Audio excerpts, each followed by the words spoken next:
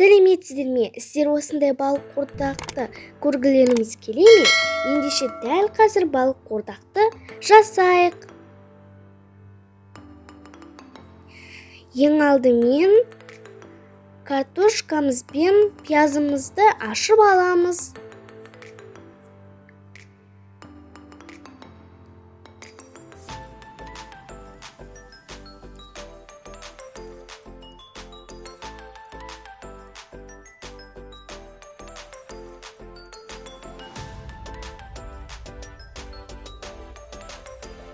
Жуып алып тураймыз.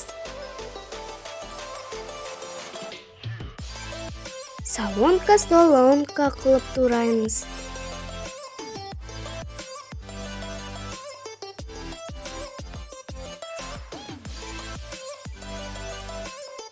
Неке барлығын турап алдық. Енді дәміне қарай тұз, бұрыш,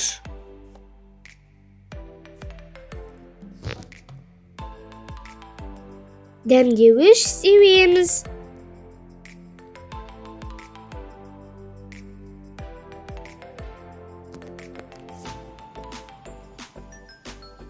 Қолымызбен жақсылап араластырып аламыз.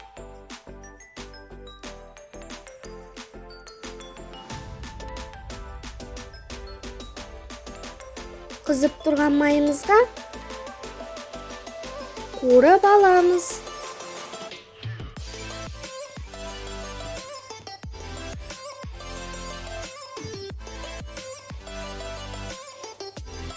Араластырып тұрамыз. Тазаланған дайын балығымызды астын үстін 15-20 минуттай қуырып аламыз.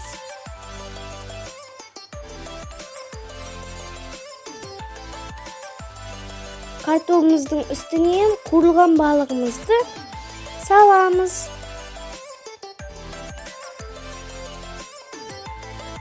Неге біздің дәмді балық қуырдағымыз дайын.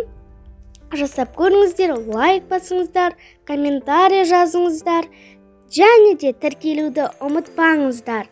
Сіздерге сәттілік ас болсын.